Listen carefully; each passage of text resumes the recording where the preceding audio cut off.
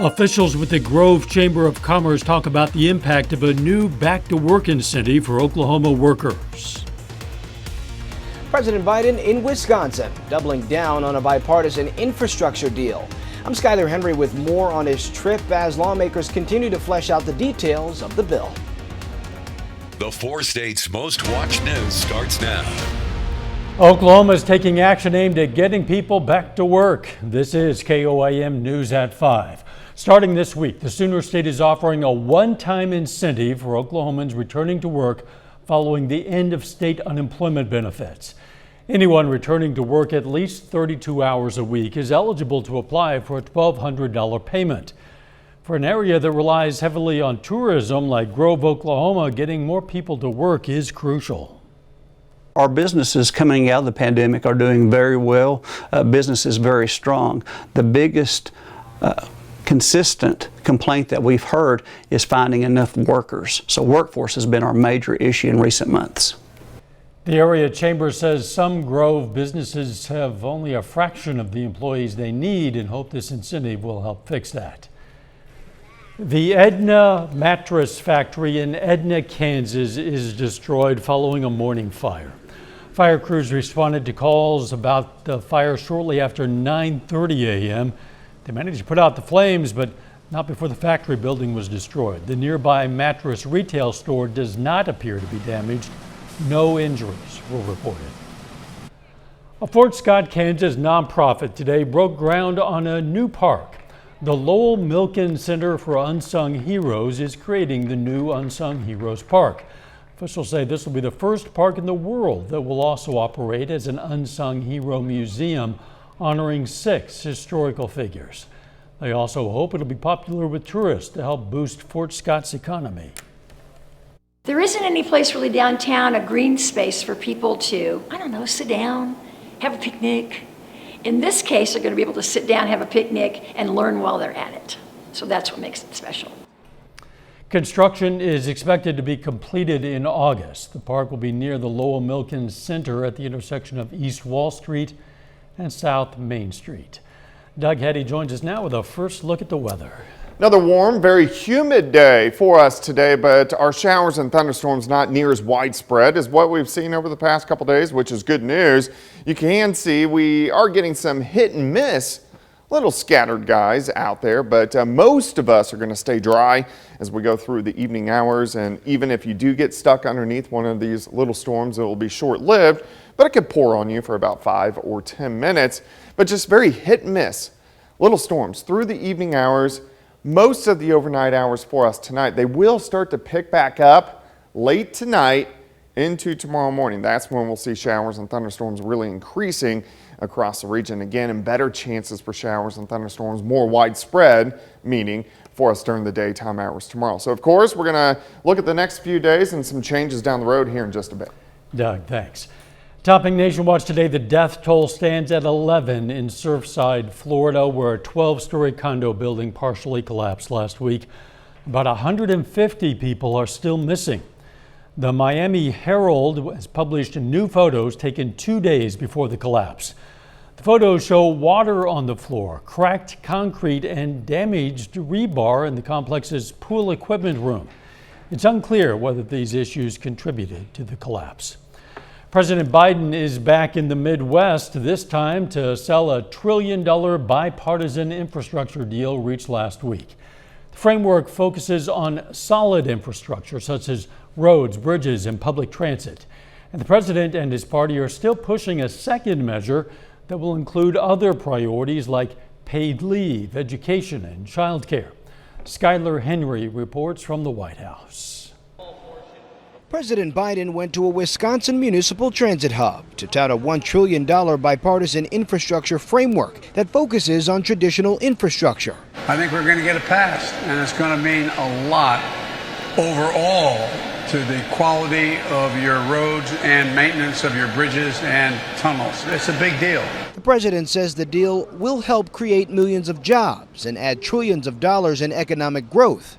This is a blue-collar blueprint to rebuild America. The president takes this trip as he continues to reassure Republicans that he will sign the bipartisan infrastructure bill after indicating last week that he may not unless Congress also passes a second, larger spending bill that includes his human infrastructure priorities. I'm going to continue to make the case that critical investments are still needed, including those in my family plan. President Biden very clearly dropped this hostage demand. Let's get back to the bipartisan approach. Congressional Democrats say they'll work on that larger reconciliation bill over the next few weeks. I think that we're going to do both, and that's our job. The White House says the president looks forward to signing both bills, but he will leave the order and sequencing up to leaders in Congress. Skyler Henry, CBS News, the White House. The White House press secretary says administration officials are meeting today with House progressives and moderates, as well as some Republicans, to discuss infrastructure. The Pacific Northwest is still suffering from dangerously high temperatures.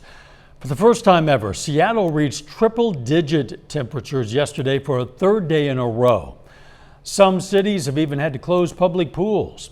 Crews are battling wildfires across the region, and the heat is putting a strain on the power grid. Still ahead, the rise of the tattoo removal industry.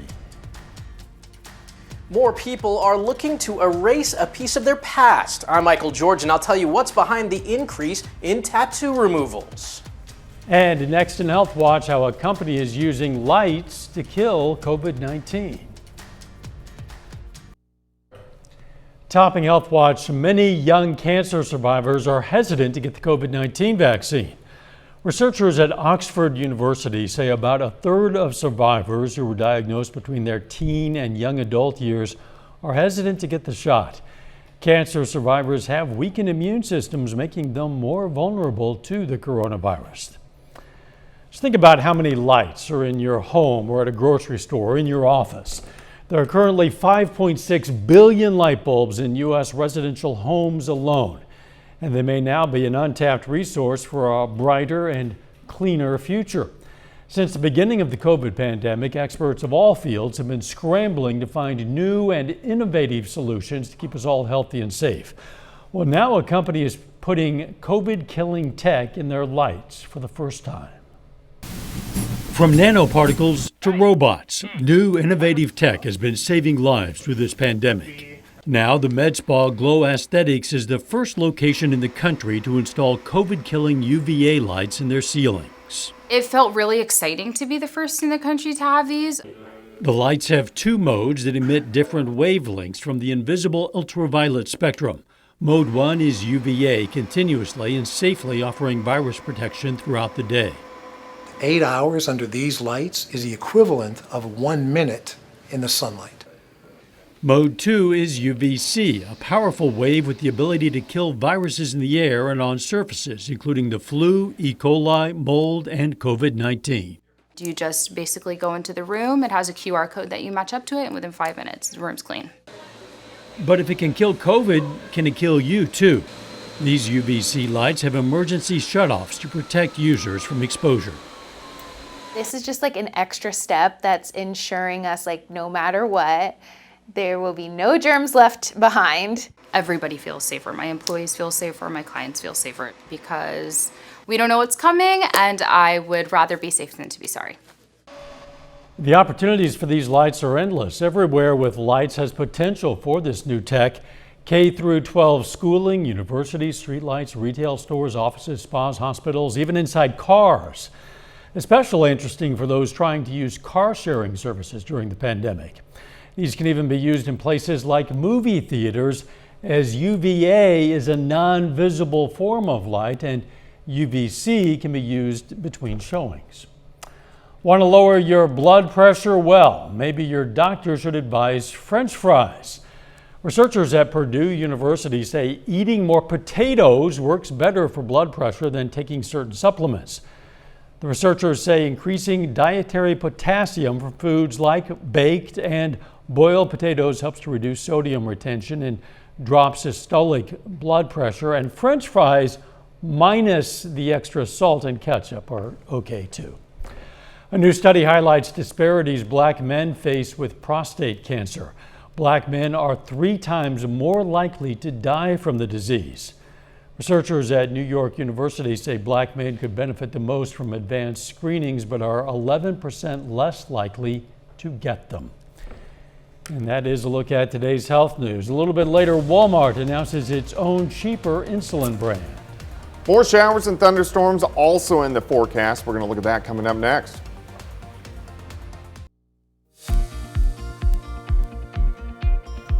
Well, of course, we got more rain for us last night. Scattered showers and thunderstorms across the region, and not near as widespread for us today. We are getting hit and miss, scattered thunderstorms. I would say about 30 or 40% of the viewing area has seen a little bit of rain for us today. A lot of us, majority of us, have stayed dry, but we are going to have these hit and miss storms continuing to pop up as we go through the rest of the evening hours. None of these are too strong or severe, but you can see them scattered about Stockton Lake and then back through southwestern Missouri, Oklahoma, and then also on the Kansas side. One little cluster just to the south of Yates Center. These are lifting north, so Yates Center you'll get a quick little shower, maybe a rumble or two of thunder. And we can head a little bit farther south. We also got another little cluster, Bartlesville, Nowata, and then over into western parts of Craig County, which will lift into Montgomery County as we go through about the next 20 to 30 minutes.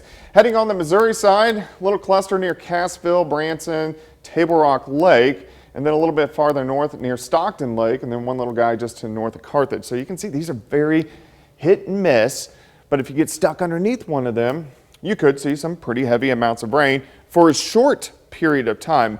Most of the persistent rain is staying out across central Kansas and also northeastern parts of Kansas. So through the evening hours, again, we're just going to have these kind of hit miss isolated storms most of the night, but then watch late tonight into tomorrow morning. They start to increase again, a little bit more widespread as we go into the morning hours. So tomorrow we're going to have a much better shot for widespread showers and thunderstorms compared to what we have seen today.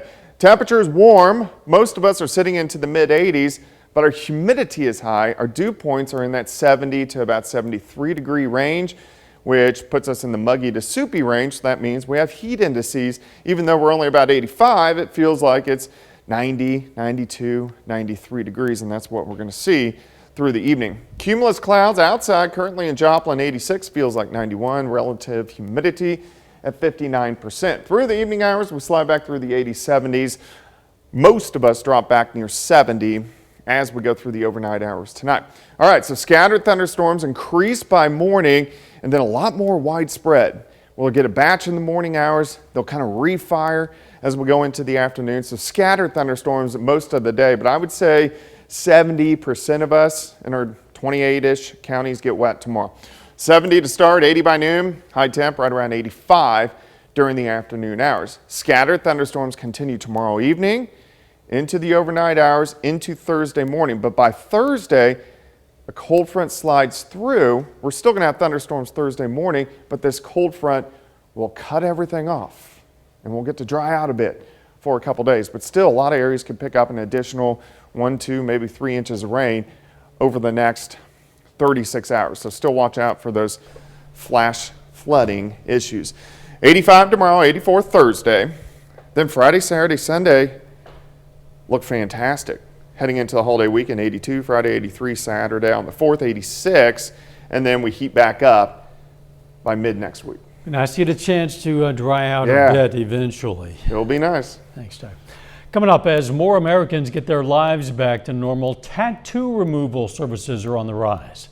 First, though, we honor a local veteran. Sammy Cherry served in the U.S. Army from 1966 to 67.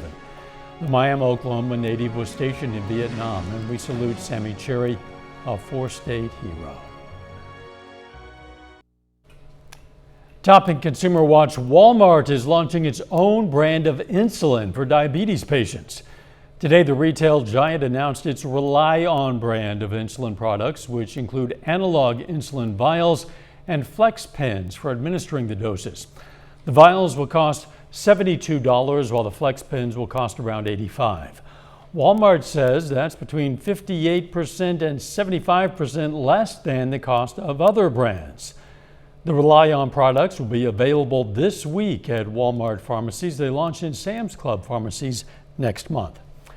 The deadline to apply for federal student aid is looming. Your FAFSA is due tomorrow if you need financial help for the 2020 through 2021 academic year. It means students can still get a Pell Grant for the past year. You still have time if you need aid for this coming academic year. That deadline is June 30th of 2022. The IRS is out with a list of the top scams for 2021, and the leading scheme is pandemic related.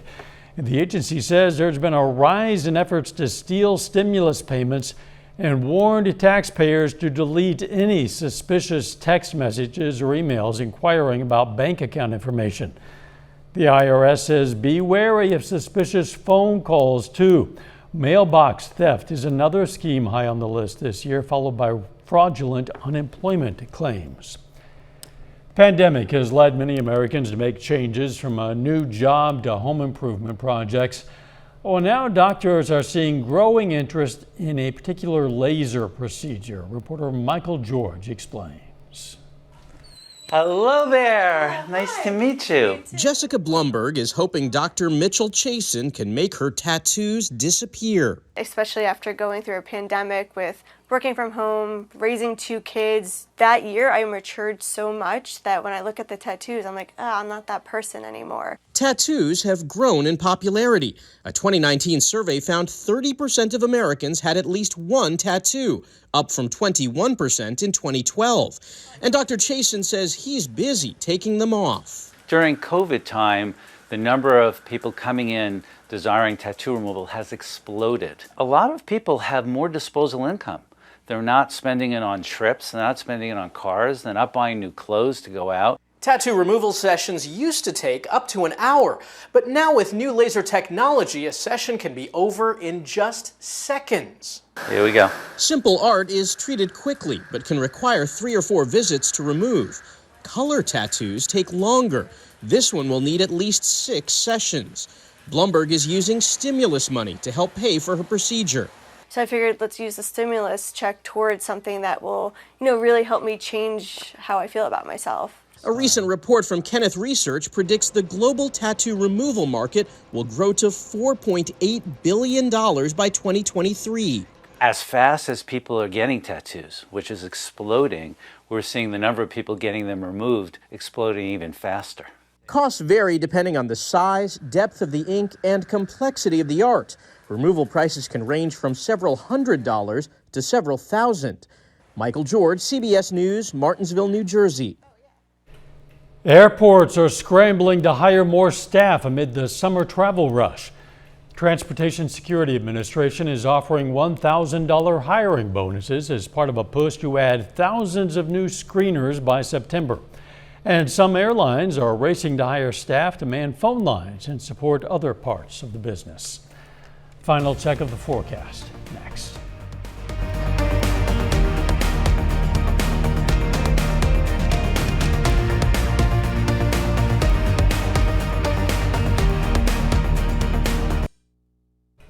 The CBS Evening News is next. Then on KOAM News at 6, we're going to have more local reaction to Oklahoma's $1,200 back-to-work incentive.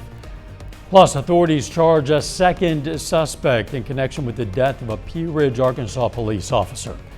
And with the 4th of July and fireworks coming up this weekend, we're going to have some tips for making it a bit less stressful for our pets. Stay with us for the CBS Evening News and then KOAM News at 6. Astronomers say they've found a new type of supernova. They're calling this kind of star explosion an electron capture supernova. Astronomers say it happens when a star loses fuel and its electrons fuse within atoms. It makes the star collapse under its own weight. The findings focus on a supernova called 2018 ZD, named after the year it was first detected. The research is published in the journal Nature Astronomy. It is a great big universe, and there is still an awful lot about it we do not understand. It's true. Think if your job is just to look at a whole bunch of nothing out in space and try to find a supernova. Your job is to keep an eye on the sky a little bit closer to the planet Earth. Yeah, a little bit closer. And in our neck of the woods, we are going to have some scattered showers and thunderstorms again tonight. Not very widespread, a little bit more widespread for us tomorrow, and still some heavy amounts of rain. Thanks for joining us. CBS Evening News is next. Of course, we'll be right back here for KOAM News at 6. See you then. Let's make it a great evening.